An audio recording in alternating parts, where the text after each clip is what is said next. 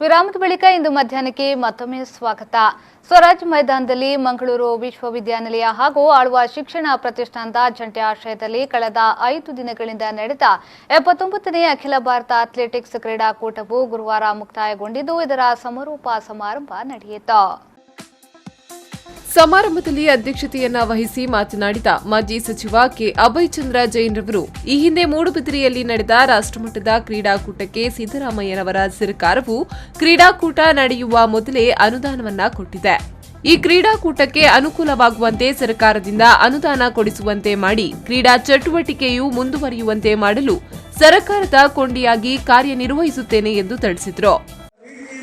10 ಕೋಟಿ ರೂಪಾಯಿಯ ಅನುದಾನವನ್ನು ತಂದು ಈ ಒಳ್ಳೆಯ synthetic track, swimming pool, stadium, pavilion, gym ಎಲ್ಲವನ್ನು ಕೂಡ ಮಾಡಲಿಕ್ಕೆ ಸಾಧ್ಯ ಆಯಿತು.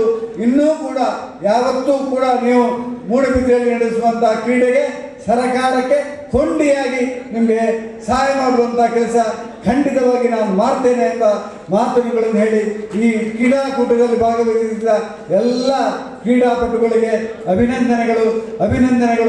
ವಿಶ್ವಮಟ್ಟದ ನಾಳೆ ವರ್ಲ್ಡ್ ಚಾಂಪಿಯನ್ಶಿಪ್ಗೆ ಹೋಗುವಂಥ ಅವರಿಗೆ ಟ್ರೈನಿಂಗ್ ಮಾಡುವಂಥ ಭರವಸೆಯನ್ನು ನಮ್ಮ ಡಾಕ್ಟರ್ ಮೋಹನ್ ಆಳ್ವರು ಕೊಟ್ಟಿದ್ದಾರೆ.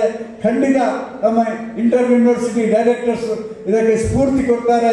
ಮೂಡುಬಿದಿರೆಯಲ್ಲಿ ಆ ಕ್ಯಾಂಪ್ ಆಗಲಿ ಅಂತ ಹಾರೈಸಿ ಕ್ರೀಡಾಕೂಟದ ಕಾರ್ಯಕಾರಿ ಅಧ್ಯಕ್ಷ ಮತ್ತು ಆಳ್ವಾ ಶಿಕ್ಷಣ ಸಂಸ್ಥೆಯ ಅಧ್ಯಕ್ಷರಾದ ಡಾಕ್ಟರ್ ಎಂ ಮೋಹನ್ ಆಳ್ವರ್ ಅವರು ಮಾತನಾಡಿ, ನಮ್ಮ ದೇಶದ ಯುವಕರ ಸಂಖ್ಯೆ ಸುಮಾರು 20 ಕೋಟಿಯಷ್ಟಿದೆ.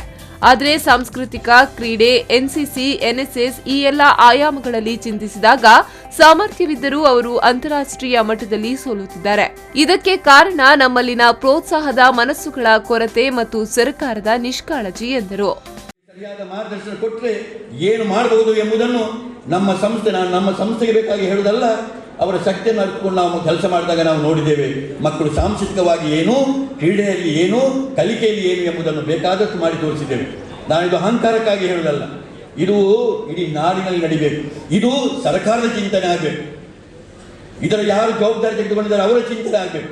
ನಾನು ಯಾಕೆ ಇಷ್ಟು ದುಃಖದಲ್ಲಿ ಮಾತಾಡ್ತೇನೆ ಅಂತ ಹೇಳಿದರೆ, ಇಂಥ ಒಂದು ಕ್ರೀಡಾಕೂಟವನ್ನು ಮಾಡುವಾಗ ನಮಗೆ ಕೇಂದ್ರ ಸರ್ಕಾರಕ್ಕಾಗಲಿ ರಾಜ್ಯ ಸರ್ಕಾರಕ್ಕಾಗಲಿ ಯಾವುದಕ್ಕಾಗಲಿ ಸರಿಯಾದ ಒಂದು ರೀತಿಯಲ್ಲಿ ಇದಕ್ಕೆ ಒಂದು ಬಜೆಟ್ ಅನ್ನು ಇಟ್ಕೊಂಡು ನಮ್ಮಂಥವರಿಗೆ ಮುಂದೆ ಹೋಗಲಿಕ್ಕೆ ಆಗ್ತಾ ಇಲ್ಲ. ಹೇಗೆ ಮುಂದೆ ಹೋಗಲಿಕ್ಕೆ ಸಾಧ್ಯ? ಒಂದು ಪ್ರೈವೇಟ್ ಚಿಂತನೆಯಲ್ಲಿ ಹೇಗೆ ಕಟ್ಟಲಿಕ್ಕೆ ಸಾಧ್ಯ? ಇಂಥ ಒಂದು ಕ್ರೀಡಾಕೂಟ ಆಗುವಾಗ ಮಕ್ಕಳಿಗೆ ಒಂದು ಊಟ ಕೊಡಲಿಕ್ಕೆ ಗತಿ ಇಲ್ಲದ್ರೆ ಮತ್ತೆ ಏನು ಹೇಳಿ, ಏನೇನೆಲ್ಲ ನಮಗೆ ಮಾಡಲಿಕ್ಕೆ ಆಗ್ತದೆ, ನಮಗೆ ನಾಟಕ ಮಾಡಲಿಕ್ಕೆ ಆಗ್ತದೆ ಓಟಿಗೆ ಆಗಿ. ಇವತ್ತು ಇಂಥ ಒಂದು ಕ್ರೀಡಾಕೂಟ ಮಾಡುವಾಗ ಇಂಥ ಒಂದು ಪ್ರಬುದ್ಧರೊಂದು ಕ್ರೀಡಾಪಟುಗಳು ಬಂದಾಗ ಒಂದು 5 ದಿವಸ ಊಟ ಹಾಕಲಿಕ್ಕೆ ನಮ್ಮಿಂದ ಆಗ್ತದೆ. ಇದೇ ಸಂದರ್ಭದಲ್ಲಿ ಮಂಗಳೂರು ವಿವಿಯ ಹೆಮ್ಮೆಯ ಕ್ರೀಡಾಪಟುಗಳಾದ ಪ್ರವೀಣ್ ಚಿತ್ರವೇಲ್, ಇಲಕ್ಯ ದಾಸನ, ಅಭಿನಯ ಶೆಟ್ಟಿ ಹಾಗೂ ಪ್ರಜ್ವಲ್ ಮಂದಣ್ಣರವರನ್ನ ಸನ್ಮಾನಿಸಲಾಯಿತು. ರಿಯೋ ಒಲಿಂಪಿಕ್ಸ್ನ 4x400 ಮೀಟರ್ ರಿಲೆಯಲ್ಲಿ ಭಾಗವಹಿಸಿದ ಕ್ಯಾಲಿಕೆಟ್ ವಿವಿಯ ಜಿಸ್ನಾ ಮ್ಯಾಥ್ಯೂ ರವರನ್ನ ಸನ್ಮಾನಿಸಲಾಯಿತು. ಈ ಬಾರಿಯ ಕ್ರೀಡಾಕೂಟದಲ್ಲಿ ದಾಖಲೆ ಮಾಡಿದ ಕ್ರೀಡಾಪಟುಗಳನ್ನ ಗೌರವಿಸಲಾಯಿತು. ಕ್ರೀಡಾಕೂಟ ಆಯೋಜನೆಯಲ್ಲಿ ಎಲ್ಲಾ ರೀತಿಯಿಂದಲೂ ಪ್ರೋತ್ಸಾಹ ಮತ್ತು ಬೆಂಬಲ ನೀಡಿದ ಡಾಕ್ಟರ್ ಎಂ ಮೋಹನ್ ಆಳ್ವಾರ್ ಅವರನ್ನ ಮಂಗಳೂರು ವಿವಿಯ ವತಿಯಿಂದ ಸನ್ಮಾನಿಸಿ ಗೌರವಿಸಲಾಯಿತು.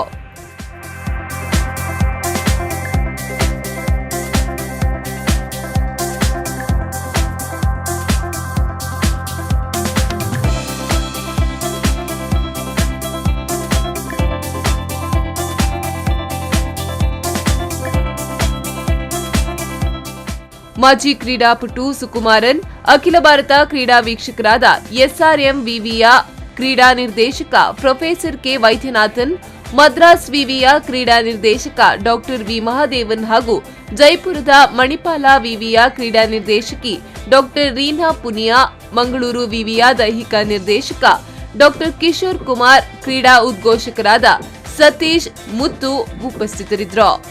ಪ್ರೇಮಶ್ರೀ, ವಿ4 ನ್ಯೂಸ್ 24/7 ಮೂಡುಬಿದಿರೆ.